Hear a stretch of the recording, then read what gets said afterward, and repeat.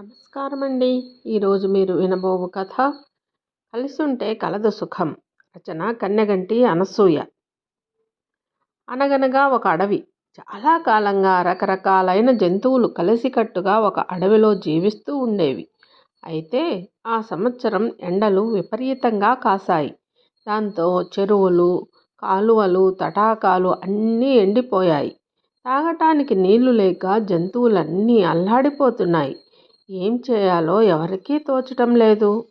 గ్రామాల్లోకి వెళ్ళి తాగుదామా అంటే మనుషులు ఎక్కడ తమని పట్టి బంధిస్తారోనని ప్రాణభయం. నీరు లేక ఒక్కొక్క జంతువు చనిపోసాగింది. అది చూసి మిగతా జంతువులన్నింటికీ భయం వేసింది. ఈ సమస్య నుంచి ఎలాగైనా బయటపడాలని అడవిరాజు సూచనతో జంతువులన్నీ ఒకచోట సమావేశమయ్యాయి. వాళ్ళందరినీ ఉద్దేశించి అడవిరాజు సింహం ఇలా అంది: నీటి సమస్య చాలా అధికంగా ఉంది. రోజురోజుకి మన జాతి అంతరించిపోతోంది.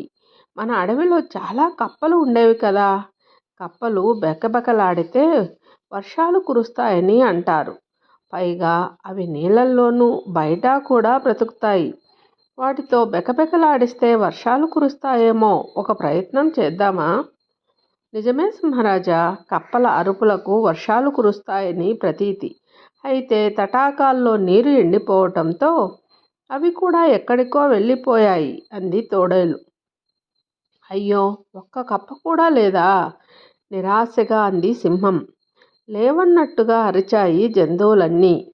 ఈ మాటలు చాలా ఏళ్లుగా ఆ అడవిలో నివసిస్తున్న తాబేలుకి నచ్చలేదు.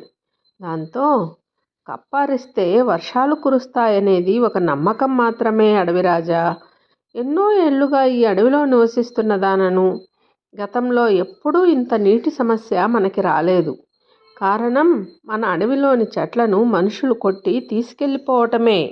మనుషులు వాళ్ళ చెట్లే కాదు, మన అడవిలోని చెట్లను కూడా నరికేస్తున్నారు.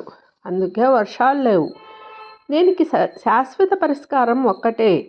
మన అడవిలో విత్తనాలు చల్లుకొని మొక్కలను పెంచుకుందాం. అలా మొక్కలకి మనకి కూడా నీళ్లు కావాలి కాబట్టి గుంటలను తవ్వుదాం. మనమంతా కలిసి ఆ పని చేస్తే మన అడవిలో కురిసిన వర్షం నీరు మనకెంతో మేలు చేస్తుంది. కనుక మనం ఇప్పటి నుంచే ఆ పని మొదలు పెడితే మనమే కాదు, మన తర్వాత తరం జంతువులకు కూడా ఎలాంటి నీళ్ళ ఇబ్బందులు ఉండవు అని నా అభిప్రాయం అంది తాబేలు. నిజమే నిజమే అంటూ అరిచాయి జంతువులన్నీ సంతోషంగా చప్పట్లు చరుస్తూ. ఇదంతా విని సింహం అంది: తాబేలు చెప్పింది నిజమే. అయితే ఒక పని చేద్దాం. కప్పలు అరిస్తే వర్షాలు కురుస్తాయని మా పెద్దలు కూడా చెప్పారు. అందులో ఎంతో కొంత నిజం లేకపోతే ఇన్నేళ్లుగా ఆ నమ్మకం నిలబడి ఉండేది కాదు. కాబట్టి జంతువులన్నీ 2 గ్రూపులుగా విడిపోండి. ఒక గ్రూపు శివారు గ్రామానికి వెళ్ళి మీ తెలివితేటలతో ఒక్క కప్పనైనా బ్రతిమాలి తీసుకురండి. మన సమస్యను వివరించి బెకబెకమని అరవమందాం. ఇంకొక గ్రూపు గుంటలు త్రవ్వండి. అలా త్రవ్వటం వల్ల ఎక్కడైనా నీరు పడితే తక్షణం మన సమస్య తీరుతుంది. కప్పలు అరవటం వల్ల వర్షాలు పడితే గుంటలు నిండుతాయి. 2 పనులు అవుతాయి అని ఇతర జంతువులను ఆజ్ఞాపించింది. ఒకవేళ గుంటలు తవ్వినా నీళ్లు పడకపోతే? సందేహం వెలుగొచ్చింది ఎలుగుబంటి.